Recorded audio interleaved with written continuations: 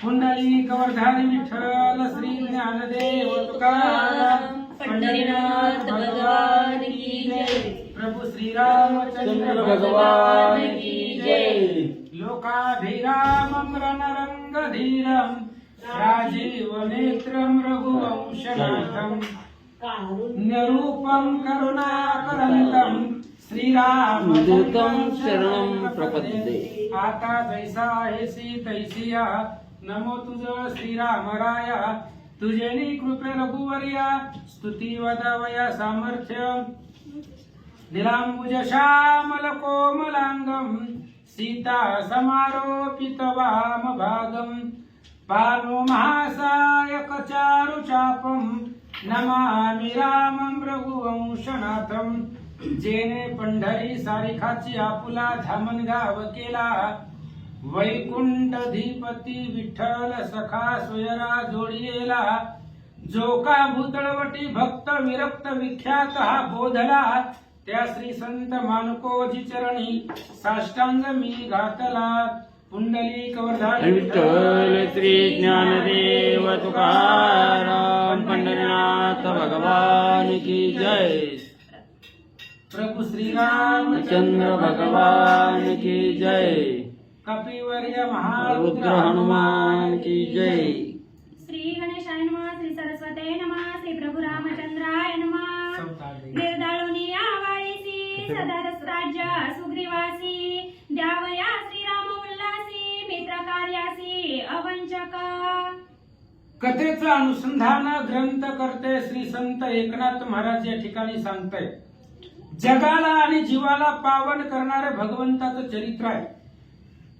भगवान श्रीरामचंद्र राजा सुग्रीवाला विचारताय वालीला मारायचंय आणि सदार राज्य सुग्रीवासी त्याच्या बायकोसहित त्याला त्याचं राज्य प्राप्त करून द्यायचंय हे रामचंद्राचा पण आहे।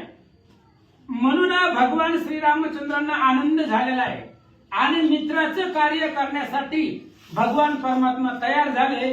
काय म्हणतात? स्वकार्य सांडोनिया मागे मित्र मित्र कार्यार्थ लगवेगे श्री रघुनाथ दावे अंगे साय सर्वास्वे शरणागता। भगवान श्रीरामचंद्रांनी स्वकार्य सांडोनी या मागे स्वतःचं कार्य रामाने पाठीमागे ठेवलंय, मित्राचं कार्य पुढे करायचंय। आणि रघुनाथ धावे अंगे रामचंद्र अंगाने धावतोय। आपण एखाद्याला काम सांगितलं की तिसऱ्यावर ढकलतो, रामाचं तसं नाही।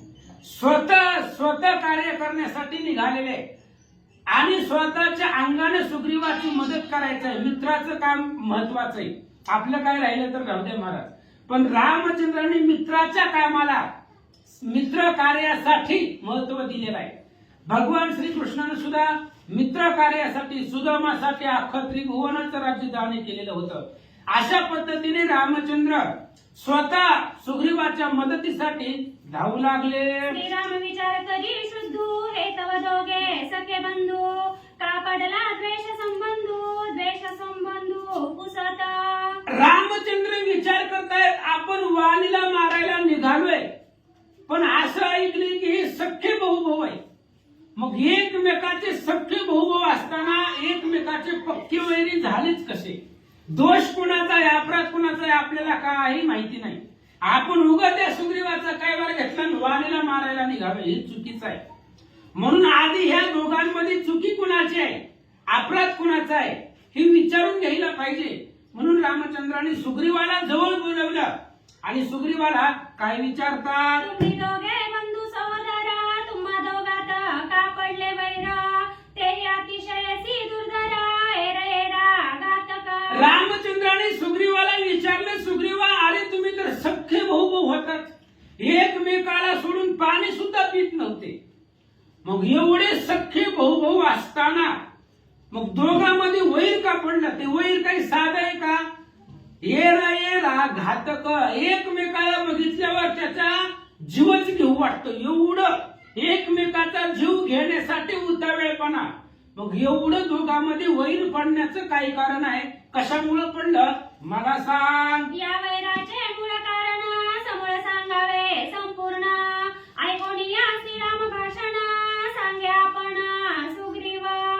मग या वैराचं मूळ कारण कशामुळे वैर झालं? सुग्रीव आणि वाली सख्खे भाऊ आहेत, एकमेकाला सोडून क्षणभर सुद्धा न राहणारे. मग एकमेकाचे पक्के वैरी काय बनले? त्यांच्यामध्ये वैर कशामुळे पडलं?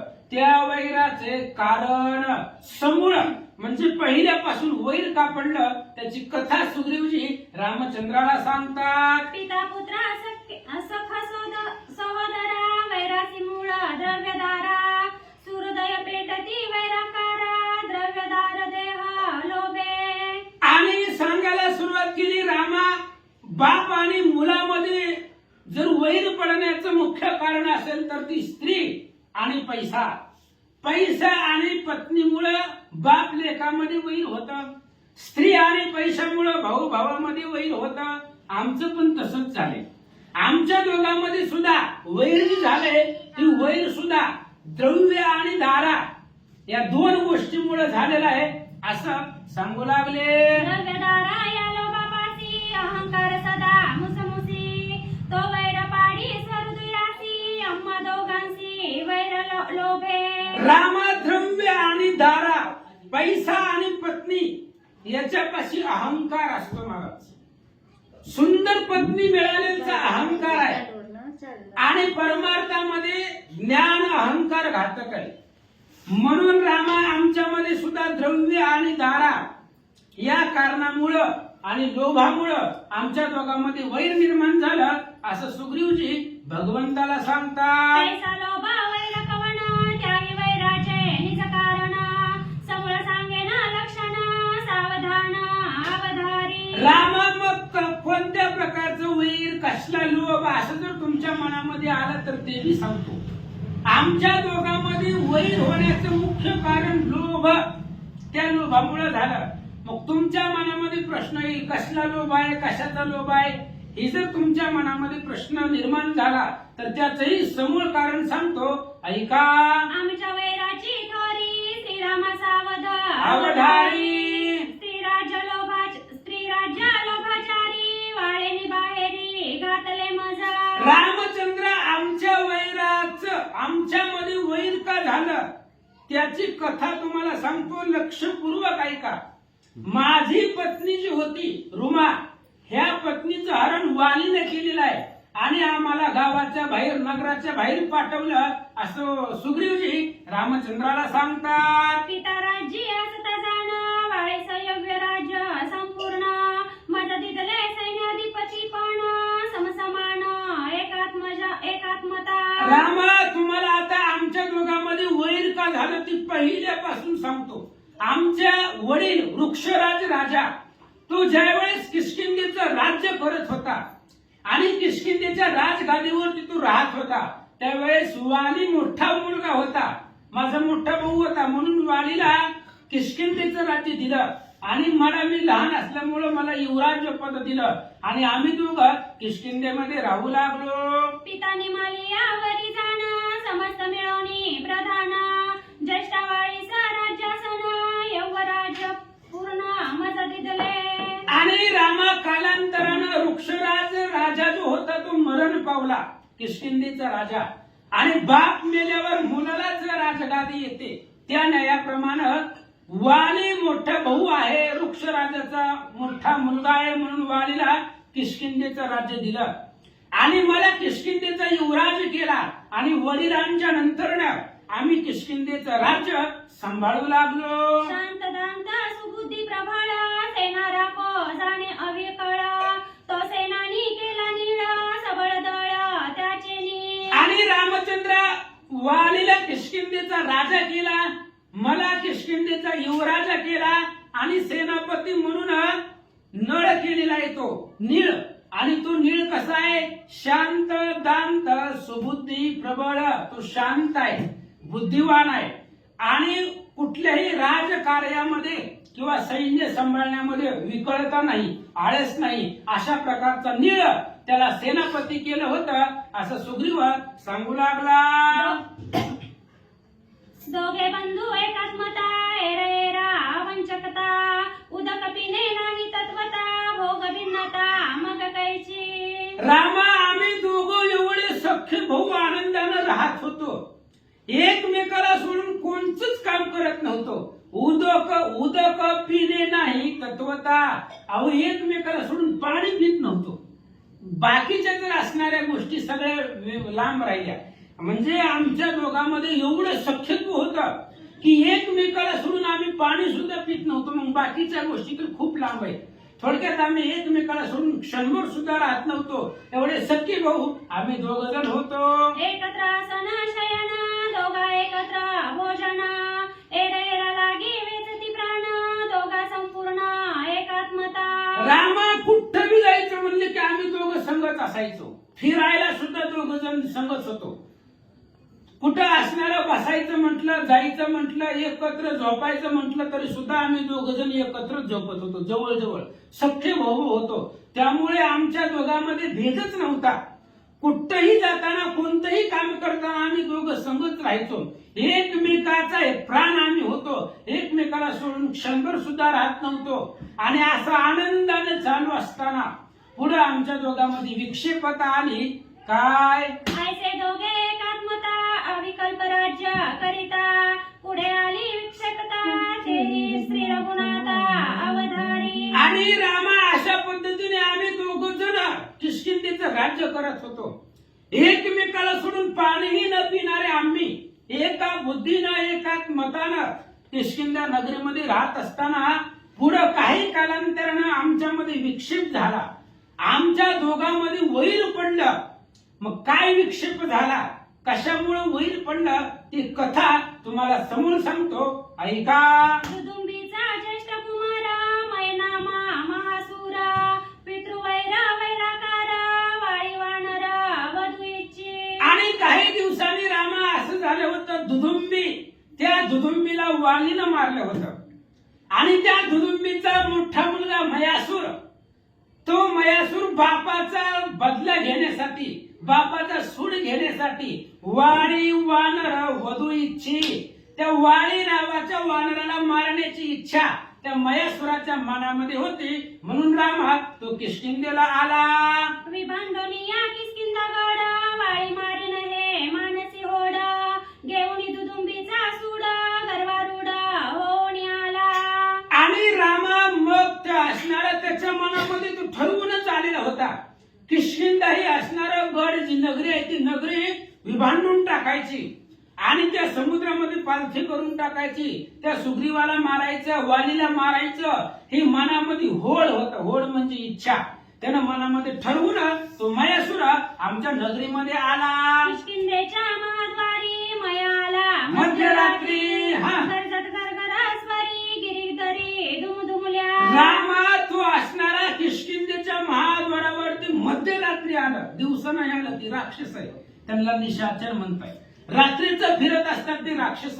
त्यामुळे रामा ते मध्यरात्री आलं होतं. आणि एवढ्या घोपडासारखं वरडू लागलं की त्याच्या वरडण्यानं सगळी किष्किंधा नगरी दुमदुमून गेली. गिरी कंदरामध्ये, पर्वतांच्या दऱ्यामध्ये त्याचा आवाज घुमू लागला. एवढं ती मध्यरात्रीला येऊन आरडू लागला.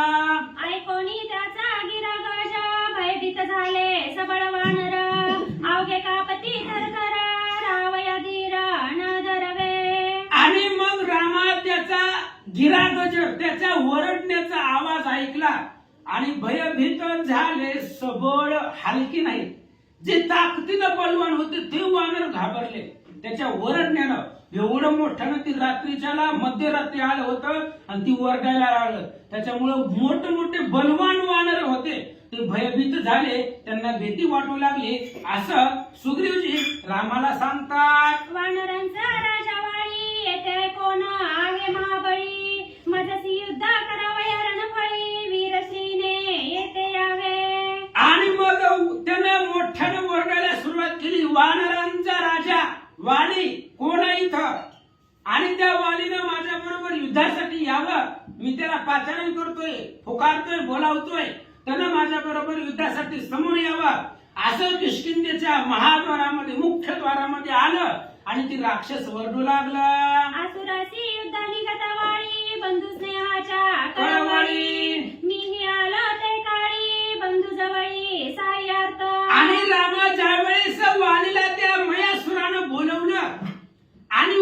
त्याच्या बरोबर युद्धासाठी निघाला त्यावेळेस बंधू स्नेहाच्या कळवळी माझा भाऊ त्या राक्षसाला मारायला मध्यरात्री एकटा निघाला म्हणून मला त्याचा कळवळा निर्माण झाला आणि रामा मी सुद्धा माझ्या भावाच्या प्रेमासाठी त्याच्या मदतीसाठी मध्यरात्रीला मी सुद्धा वाली बरोबर युद्धाला निघालो. दुदुंबी मारिला माझा पिता त्याचा सुडा मी घेईना आता ऐसे वाळीने ऐकता सकोपता चालिला. आणि त्याच्या मनामध्ये एकच इच्छा होती दुदुंबी माझा बाप हे वालीनं मारला आणि मी माझ्या बापाचा सूड घेणार बदला घेणार म्हणून ह्या वालीला मारणार ही इच्छा त्यानं मनामध्ये धरून आलेला होता असं सुग्रीवजी रामाला सांगतात. वाळीने देताची आडोळी दुदुंबी पुत्राची बसली टाळी आम्हा दोघा देखता बडी धाके तत्काळी पळाला. आणि रामाला त्या वाळीनं मोठ्यानं आरोळी दिली. वाळीचा आवाज ऐकल्याबरोबर त्या दुदुंबीची कानठळीत बसली आणि एवढी कानठळीत बसली म्हणून तो असणारा मयासूर घाबरला गेला आणि त्याला मारण्यासाठी अतिशय रागानं वाली त्याच्या अंगावर निघाला. एकला हे दोघे जण गाये माझा घेतील प्राण येणे भय तो आपण बलयमान भयभीत. आणि मग त्या मयासुराने विचार केला मी एकटाय आणि हे दोघे आणि बलवान आहे ह्याच्या आवाजाला माझी कंटाळीत बसले मग ह्याच्या अंगात किती ताकद असेल म्हणून एकाच घावामध्ये माझा जीव घेतील मला मारून टाकतील या भीतीनं तो मयासूर घाबरला कारण मी एकटाय आणि ही दोघ जण आहेत आपल्या मला ते एकाच क्षणामध्ये मारतील म्हणून मयासूर घाबरला आणि तिथून पळून चालला. वाळी म्हणे यासी न मारिता नगरा नव्याची मिरिता त्याच्या करावया जीवघाता पाठी लागता सोडिना. वालीनं सुग्रीवाला सांगितलं मी ह्याला मारूनच येतो म्हणले आता रात्री अपरात्री येऊन आपल्या गावामध्ये येऊन उगाच ओरडतो ह्याला मारल्याशिवाय मी माघारीच येणार नाही म्हणून वाली पाठी लागानं सोडीची त्याचा पाठलाग धरला वालीनं मयासुराचा आणि जसं मयासूर पुढे पळाल तसं वाली त्याच्या पाठीमागं पळू लागला. किष्किंधा सांडोनी दुरी मय पळे गिरिकंदरी एवनिया निजविवरी बिलद्वारी प्रवेशाला. आणि मग किष्किंधा लांब राहिली महाराज खूप लांब राहिली आणि मयासूर त्याच्या ठिकाणावरती गेला राक्षसांचं ठिकाण आहे आणि त्याच्या असणाऱ्या परिसरामध्ये गेल्यानंतर स्वतःच जे काय असणारं राक्षसांचं बीळ आहे त्या बिळाच्या दरवाजापर्यंत हे मयासूर आला. अतर्क्य बिळा ते सर्वांसी असुर त्या बिळी बिळवासी आम्ही अंधारी लक्ष्मणी त्यासी बिळापासी दोघे आलो. आणि मग ते आतर्क्य बीळ होतं कोणाच्याही लक्षामध्ये येत नव्हतं अशा प्रकारचं ते बीळ होतं राक्षसांचं आणि त्या बिळामध्ये ती मयासूर घुसला गेला आणि त्या बिळामध्ये कोट्यवधी राक्षस होती त्याची म्हणून त्या असणाऱ्या बिळाच्या तोंडाला आलं ती बिळामध्ये राक्षस मयासूर गेला आणि त्याच्या पाठीमागे बिळाच्या दरवाजापर्यंत वाली आणि सुग्रीव तिथं येऊन थांबले. अंधाराचे निजनेटी दैत्य रिघे बिळ संकटी आम्ही त्याची न सोडू पाटी बिळा निकटी आलो दोघे. आणि रामा अंधाराच्या बळावरती तो त्या बिळामध्ये गेला ते निशाचर आहेत त्यांचा प्रवासच रात्रीचा असतो त्यामुळे त्यांना अंधाराची भीती नसते आणि ते अंधाराच्या साह्यानं ते बिळामध्ये गेलं पण आम्ही पण ठरवलं होतं ह्याला मारायचंच आणि त्याचा पाठला करत करत करत रामा आम्ही त्या बिळाच्या दरवाजापर्यंत येऊन थांबलो. वाळी मजला आज्ञा करी सावध राहे बिलद्वारी मिरी घेना बिळा भीतरी जवळ वैरी मारोणी. आणि ज्यावेळेस त्या बिळाच्या दरवाजापर्यंत आलो त्यावेळेस वालीनं मला सांगितलं सुग्रीवा तू इथं थांब ह्या बिळाच्या दरवाजापाशी थांब मी बिळामध्ये जातो त्या मयासुराला मारतो आणि त्याला मारून जोपर्यंत मी महागारी येत नाही तोपर्यंत ह्या बिळापासून बाजूला व्हायचं नाहीये असं सुग्रीव वालीनं मला आज्ञा केली. मी म्हणे सवे येईन साह्यासी वाळी म्हणे त्या मशकासी मारावया काय साह्यासी बैसद्वारासी सावधान. मी सांगितलं वालीला दादा आम्ही पण तुझ्या सोबतीला येतो ती बिळामध्ये किती लांब आहे ती खोल आहे बिळ आपल्याला माहित नाही त्याच्यामध्ये राक्षसाचं सैन्य किती आहे माहित नाही म्हणून दादा मी पण तुझ्या सोबतीला येतो दोघ जण बिळामध्ये जाऊ वालीने सांगितलं ती चिलाट आहे. ती मयासूर म्हणजे काय लय बलवान आहे का, त्याच्या बापाला मारले, त्याला मारायला काय वेळ लागायला आहे, त्याला मारायला मला वेळ लागत नाही, तू दरवाजापाशी थांब, मी एकटा बिळामध्ये जातो आणि त्या मयासुराला मारतो, असं मला वालीने सांगितलं होतं. सुग्रीवजी सांगतात, बिळी प्रवेशता वाळी दुदुंबी सुते नेला पाताळी. पाताळी. तेथे दानवा कोट्यानी कोटी बळी युद्ध रवंदळी मांडली. वालीनं त्या बिळामध्ये प्रवेश केला, मयासूर पुढं, वाली त्याच्या पाठीमाग, आणि त्या मयासुरानं वालीला पाताळामध्ये नेलं महाराज. 7 पाताळे, अतळ, सुतळ, महातळ, रसातळ, तळातळ आणि 7वं पाताळ, असं 7 पाताळ ओलांडून खाली पाताळामध्ये त्या वालीला तो मयासुर घेऊन गेला. युद्ध देखोनी दारुण वाळी झाला सावधान. वरद विजय माला पूर्ण पाहे आपण ते काळी. आणि ज्यावेळेस कोट्यामध्ये राक्षस पाहिली त्यावेळेस वाली सावध झाला. त्या बिळामध्ये तर गेलेला होता, तिथून पाताळात गेला होता, पण कोट्यामध्ये राक्षस समोर दिसली, घनघोर युद्ध होणार, त्यामुळे वाली सावध झाला आणि त्या परदळामध्ये सैन्यामध्ये जाण्याच्या आधी आपल्या गळ्यामध्ये माळ आहे का नाही हे वालीने चेक केला. ज्यावेळेस त्याच्या गळ्यामध्ये माळ आहे हे त्याच्या लक्षात आल्याबरोबर काय केलं, कश्यप विजया वरद माळा इंद्रजितली कृपानु मेळा. वाळी सांभाळून गळा मग परदळी मिसळला. वालीनं त्या सैन्यामध्ये युद्धाला जाण्याच्या आधी आपल्या गळ्यामध्ये चेक केला माळा आहे का नाही. माळा असेल तर विजय आहे वालीला, आणि आपल्याला सुद्धा माळा असेल तरच विजय आहे बरं.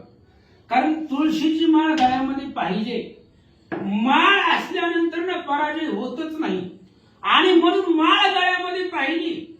आणि ती माळ कश्यप ऋषींची माळ आहे, कश्यपांचं वरदान त्या माळेला आहे.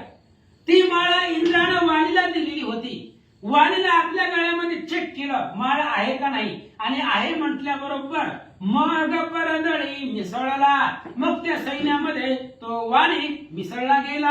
कंठी माळा आल्या देखा अवश्य वैरी होती विमुखा. युद्ध आली या सन्मुख आणि निशेष निमावे. त्या माळेला वरदानच होतं महाराज. त्या माळेच्या समोर जर कुणी आलं तर त्या पुढच्या व्यक्तीची अर्धी ताकद ह्या वालीकडे येत होती. त्यामुळे वालीचा पराजय कुठेच होत नव्हता. हे राजा रावण त्या वालीनं काठीमध्ये घालून 7 समुद्राचं स्नान केलेलं आहे. म्हणून वाली जगतामध्ये कोणालाही ऐकत नव्हता, फक्त माळेच्या जीवावरती. माळ पुढच्यानं माळ पाहिली की त्याची ताकद कमी होत होती, त्याच्यामुळे वाली त्या माळेनं विजयी होत होता असं सांगतात. निरहारी निरोधकी युद्ध करिता वर्षाने की बाधू न शके तान भूकी श्रम बाधा नवे वरदे. त्या माळेला असं वरदान होतं की किती जरी वर्ष बिगर पाण्याचं बिगर अन्नाचं जरी युद्ध केलं तरी आळस नाही, श्रम नाही, कंटाळा नाही, पराजय नाही, ताण भूक लागत नव्हती. युद्धामध्ये कंटाळा, आळस, दुःख होत नव्हतं. ही माळेचं वरदान होतं. ते वरदान कश्यप ऋषींचं होतं असं महाराज सांगतात. वरद माळा सुत जवळी वाली वानर आतुर बळी. मर्दनी दानवांची फळी रण कल्लोळी गरजत. आणि वरद माळा जवळ असल्यामुळं वाली वानर आतुर बळी. वाली बलवान होता पण माळेच्या जीवावरती होता, म्हणून त्या सगळ्या दानवामध्ये वाली घाबरला नाही.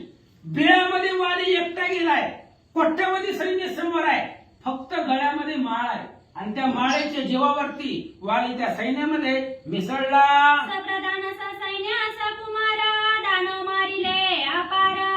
मुख्य दुरा थोर थोर वाती पुरा रुधिराचे. वालीचं आणि त्या राक्षसांचं घनघोर युद्ध त्या बिळामध्ये सुरू झालं. वालीने त्याचे प्रधान, त्याचे सैन्य, त्या महेश्वराचे प्रधान सैन्य सगळं मारलं गेलं आणि रक्ताचा पाट नद्याच्या नद्या वाहू लागल्या. दानव मारिले अमित उरले ते पळाले समस्त. दुदुंबी पुत्र येऊन तेथ युद्ध करी वाळीसी. असंख्य राक्षस मारले, जे राहिले होते ते पळून गेले जीव वाचवण्यासाठी. आणि सगळं सैन्य संपल्याबरोबर ही दुदुंबीचा पोरगा मयासूर पुढे आला आणि तो मयासुर वाली बरोबर युद्ध करू लागला. निरोधका निरहरासी अविश्रम रण 21 मासी त्याचे निहाते मृत्यू पावसी मयासुरासी शिववरद.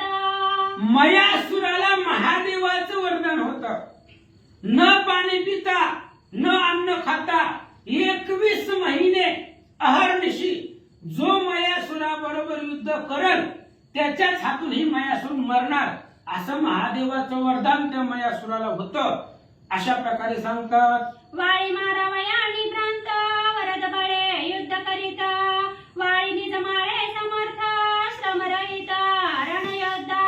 आणि मयासुराला वरदान होतं महादेवाचं आणि वरदान असल्यामुळं वरदानाच्या बळावरती वालीला मारण्यासाठी ही मयासुर युद्ध करू लागलं.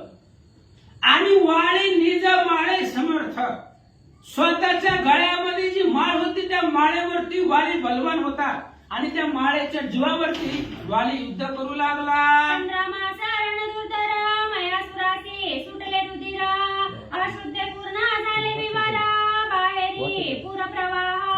आणि 15 महिने युद्ध दोघांचं घनघोर सुरू होतं महाराज. 15 महिने म्हणजे 1.25 वर्ष आणि 15 महिने दोघांचं घनघोर युद्ध सुरू असताना 15 महिने मी बाहेरचं वाट पाहत बसलो. मी बसलो बलद्वारी काय वर्तरे भीतरी ते मी लेण्यांची बाहेरी 1.25 वर्ष डक्कल. रामा मी काय झालं मला माहित नाही. मी बिळाच्या बाहेर ह्या होतो. आकड्यापासून ह्या आकड्यापर्यंत बिळाच्या आतमध्ये काय झालंय मला माहिती नव्हतं. आणि 1.25 वर्ष 15 महिने मी बिळाच्या बाहेर माझ्या भावाची वाट बघत बसलो होतो. काय झालं होतं बिळामध्ये काय चाललंय मला काहीच माहिती नाही असं सांगू लागला. नंतर आतून आलो या पुढचं तव वीरांचा रणक्रोध तिथून पुढे वाचायचं. तव वीरांचा रणक्रोध भीमावेशे गरजत शब्द नौपूर्णपणाचे सद्बुद्ध अतिविरुद्ध ऐकिले. आणि रामा 15 महिन्यानंतर त्या बिळाच्या दरवाजामध्ये मी 15 महिने उभा होतो. आणि 15 महिन्याच्या नंतर ना आतमधून राक्षसांचा ओरडण्याचा आवाज आला. एकमेकाचा आरडण्याचा ओरडण्याचा आवाज मला बिळाच्या बाहेर 15 महिन्यानंतर न आला असं सुग्रीव वालीला सांगतात.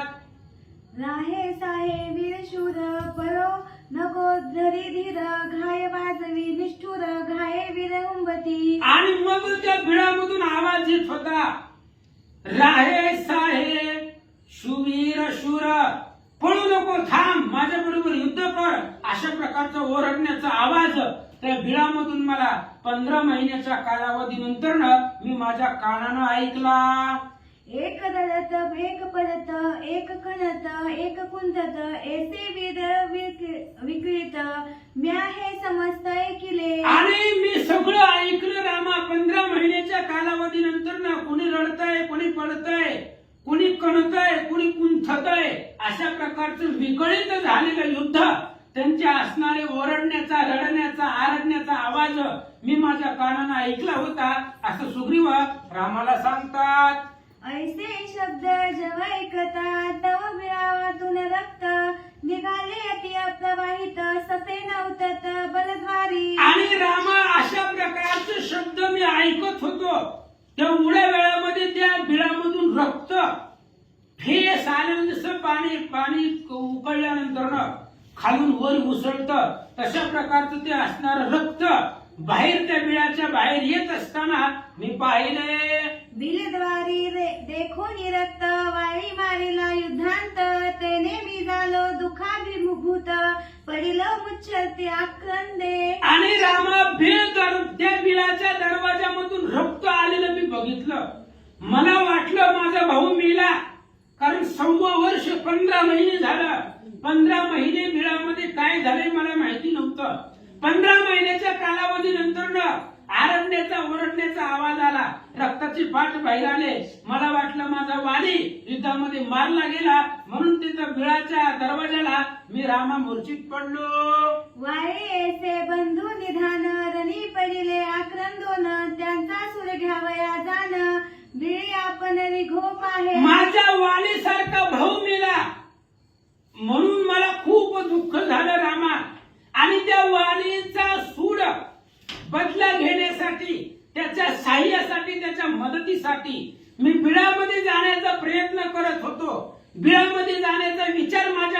बिळामध्ये आला होता, पण काय झालं? पाहोनी निर्भुजांची वास दूध घालून आकाश बिळी कांती त्यांची प्रवेश ऋषी लोमश मजवारी. आणि मी माझ्या निज भाऊची आस वाटे असणारी ताकद, माझ्या भाऊ बळावाची ताकद मी पाहिली गेली. त्या बिळामध्ये जाण्यासाठी मी कंबर कसली, कास घातली, बिळामध्ये जावं असा विचार मनामध्ये आला. आणि त्या बिळामध्ये प्रवेश करत असताना ऋषी लोमश मजवारी, लोमश नावाचे ऋषी तिथं आले आणि त्यांनी मला थांबवलं. किष्किंधा राहिली बहुदुरी दुदुंभी पुत्र बिलुप्त देशांतरी. आम्ही दोघे गुंतलो विवरी राजा नगरी कोणी नाही. आणि किष्किंधा नगरी खूप लांब आहे. कोण सांगताय? लोमश ऋषी सुग्रीवाला सांगतायत, सुग्रीवा किष्किंधा इथून खूप लांब आहे. आणि ती वाली त्या असणाऱ्या महेश्वराला मारण्यासाठी बिळामध्ये गेलेला आहे. आणि आम्ही दोघं त्या विवरामध्ये गुंतलो होतो. म्हणून किष्किंधा नगरीमध्ये राजाच कुणी नव्हता, कारण राजा आणि युवराज वाली आणि सुग्रीव दोघही लांब आलेले होते असं सुग्रीवा रामाला सांगतात. ऐसे जानोनी किष्किंधापूर राज्य घावया सत्वर वेंगी आले विद्याधर तेही नगर वेढिले. आणि किष्किंधा नगरीवरती राजाच कुणी नाही, आणि ज्या गावामध्ये राजाच नाही, युवराज नाही, त्या नगरीवरती संकट येत असतं. त्या पद्धतीने गंधर्वाने पाहिलं की किष्किंधेला राजाच कुणी नाही, म्हणून त्या गंधर्वाने किष्किंधा नगर वेढून टाकला. हा हा भूत देखोनी नगरी मजपासी प्रधानचारी आले अतीत स्वयंकरी विगता विवरी तीही वारिले. आणि नगरामध्ये हा भूत निर्माण झाला, स्त्रिया बाळांना आकांत झाला, विद्याधरांनी नगर वेढलं गेलं. नगरामध्ये राजाही नाही आणि युवराजही नाही असं पाहिल्याबरोबर गंधर्वाने नगराला वेढा टाकला. गावामधल्या लहान लेकराला, स्त्रियांना, बाल आबाल वृद्धांना, त्यांना त्या ठिकाणी असणारं दुःख वाटू लागलं. त्यावेळेस माझे पूर्वीचे 4 प्रधान, ते 4 प्रधान माझ्यापाशी आले. विवरी बाईचा झाला अंत तुझाही येथे करील घात हातींचे राज्य जाईल व्यर्थ ऐसा अनर्थ नको करू. आणि ते 4 प्रधान माझ्यापाशी आले आणि त्यांनी सांगितलं, सुग्रीवा अरे वाली तर मेलाच आहे, आणि मग आता तू बिळामध्ये कशासाठी जातोय? अरे तुला जर काही झालं तर हातातलं राज्य जाणार आहे, काही गरज आहे का? आता 15 महिने झाले ते वालीला बिळामध्ये जाऊन, आणि आता तू जर त्याच्या पाठीमागे गेला, वाली मेलाय, मग तू त्या बिळामध्ये कसा जगणार आहे? हातातलं राज्य आहे ते व्यर्थ जाईल असं प्रधान आणि ऋषी मंडळी मला सांगत होते. वारी मारीला निश्चिंत सपेन रुधिर वाहेठ तू वारी घोन येते तर ऋषी समस्त वारीती. आणि रामा मला सगळ्या ऋषींनी सांगितलं, हे बघ सुग्रीवा, वाली निश्चितच मारलाय. 15 महिने युद्ध करून कोणी जिवंत राहत नाही, आणि ते असणारे बघ त्या बिळाच्या बाहेर सगळ्या रक्ताच्या नद्या वाहत आहेत, त्याच्यामुळे वाली निश्चितच मेलेला आहे. म्हणून मी बिळामध्ये जात असताना सगळ्या ऋषी लोकांनी मला अडवलं होतं. वैरी निदायोनी समस्त नगर रखोनी पैस्वस्त मगवाई बंधूच्या शुद्धार्थ विगोन विवरांत समस्त ही. रामा त्या ऋषी लोकांनी मला सांगितलं, सुग्रीवा आधी गावाकडे चल, आधी गावावरती किष्किंधेवरती आलेलं जे संकट आहे, विद्याधरांनी नगर वेढलेलं, त्या विद्याधरांना मार, त्यांच्यापासून किष्किंधा नगरी सोडव, मग आपण सगळेच बिळामध्ये जाऊ, वालीचं काय झालंय त्याचा शोध घेऊ, असं सगळ्या ऋषी मंडळींनी मला सांगितलं होतं. म्याही मनोनी निश्चिंत ती दुखावरते उठिलो बिलद्वारी वाहता रक्त सुरी मारी वारीला थेता. म्याही मनोनी निश्चिंत ती दुखावरते उठिलो. आणि रामा त्या बिळाच्या दरवाजामधून रक्त वाहत असलेलं मी पाहिलं. मग मला पण वाटलं की या राक्षसांनी वालीला मारलं असावं. फक्त वाटलं होतं बरं सुग्रीवाला, त्यानं काय वालीचं प्रयत्न मड बघितलेलं नव्हतं, फक्त त्याला वाटलं होतं, अंदाज केला त्यानं की सुग्रीवानं मारला असेल वाली बिळामध्ये. म्हणून मला पण दुःख झालं आणि बाकी ऋषी लोकांच्या पुढे मला पण जाता आलं नाही असं सुग्रीवजी सांगतात, स्नान करून या जळी बंधू धरवया वाळी म्या दिधली तिजांजली मंत्र मेरी ऋषी उत्तम. आणि मग स्नान केल्यानंतर ना पुन्हा मग मी बाहेर आलो, स्नान केलं आणि त्या वालीला मेला म्हणून तिने ठरवलं सुग्रीवानं, म्हणून त्याला तिलांजली दिली, त्याची उत्तर क्रिया ही ती सगळी केली. आणि मग पुन्हा गावाकडचं संकट घालवण्यासाठी सुग्रीवजी आला. एकोणी निजपुरांचा बाध श्री बाळांका अति निर्बंध तेने मजाला क्रोध नगर रोध छेदावया. आणि मग मला अतिशय राग आला. स्त्री बाळकांचा आकांत मी पाहिला गेला आणि पाहिल्यानंतर ना मला अतिशय राग आला आणि त्या किष्किंधा नगरीमध्ये आलो. आणि आल्याबरोबर तिचे काही गंधर्वाने नगर वेढलेलं आहे, त्यांच्यापासून मुक्त करण्यासाठी मी त्या ठिकाणी माघारी आलो. नगर वेढिले विद्याधरी असुर आलिया विवद्वारी युद्ध करिता दोही परी संकट भारी मांडेला. आणि मग ज्या वेळेस मी किष्किंधा नगरीकडे निघालो किष्किंधा वाचवण्यासाठी, त्यावेळेस ऋषी लोकांनी सांगितलं, सुग्रीवा ही बिळाचा दरवाजा बुजवून टाक, कारण ह्या बिळामध्ये राक्षस आहे.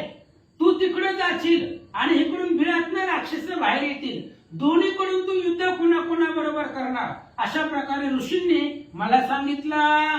ऐसे सांगता ऋषीश्वरी म्या उचललो प्रचंडगिरी द्रुत ठेविला विवद्वारी वैरी बाहेरी न निघवया. ऋषी मंडळीने असं सांगितल्याबरोबर मग मी एक मोठा दगड घेतला आणि तो दगड त्या बिळाच्या तोंडाला ठेवला गेला. का? वैरी बाहेरी न यावया, त्या बिळामधले वैरी शत्रू बाहेर येऊ नये या उद्देशानं मी त्या बिळाच्या तोंडावरती मोठा दगड ठेवला. मग कोरोनी उद्दान किष्किंधेसी योनी जान केले विद्याधरांचे कंदन चौघे प्रधान नयतांची. मग मी त्या बिळापासून उड्डाण केलं आणि किष्किंधा नगरीमध्ये आलो. त्या गंधर्वानी विद्याधरांनी किष्किंधा नगर वेढलेलं होतं.